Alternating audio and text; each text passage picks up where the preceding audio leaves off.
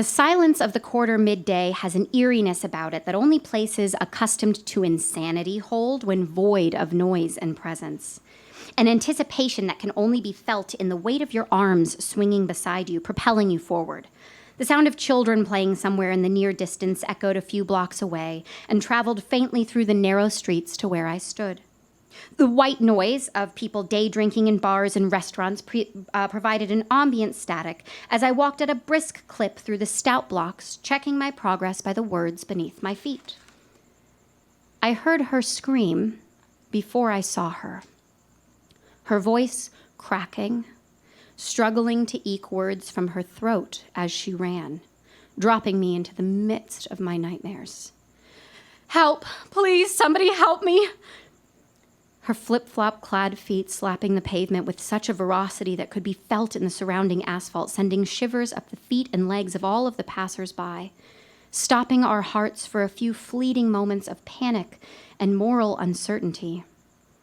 Her eyes were fixed ahead of her, meeting the gaze of every stranger she passed, every stranger she pleaded with for someone to do something. Not quite sure what. Half of her head was shaved, and on the other half, long, stringy, faded pink hair blew behind her. Her knuckles were covered in personalized ink stains that ran up her arms and sat comfortably on her clavicles, despite the current state of the human they resided upon. Following less than 5 feet behind her was a man, unremarkable looking in every way, running with the swiftness and agility of someone who participates in his company's annual triathlon.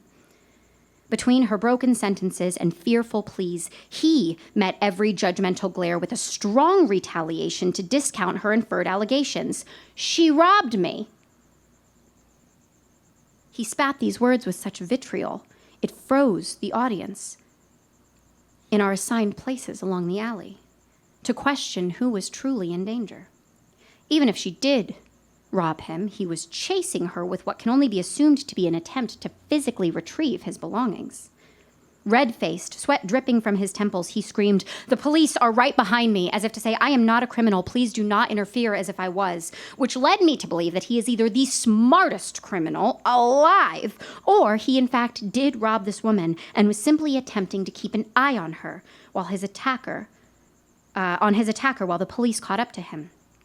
But I kept coming back to the fear in the eyes of the spindly young woman.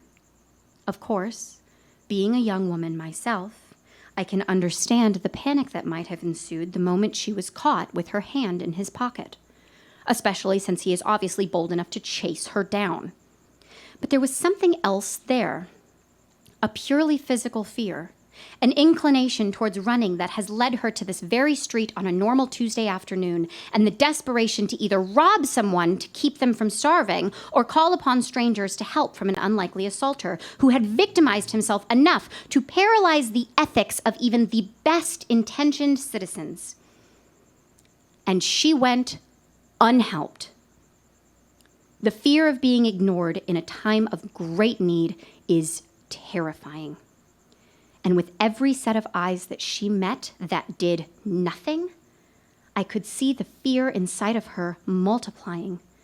The fear of apathy, lack of action, unwillingness to get involved, the fear that we may all be completely and utterly alone. I only know 2 things about the truth of this situation. Firstly, everyone backed out of the way while their eyes were locked with this panic-stricken girl.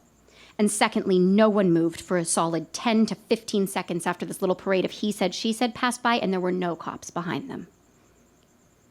I suppose there is a third thing. I know that I did nothing. I felt a rush of adrenaline pushing my arms and hands to help, to reach out and take action. But my feet and my legs were just telling me to do nothing but jump out of the way and blend into the old vibrant colored houses with different colored shutters. Her eyes met mine, and she pleaded with me, "Do not ignore this moment. I need you to do something." But my uncertainty of what was right prevented me from potentially saving someone. When push came to shove, I looked in the eyes of someone who needed me and then looked away.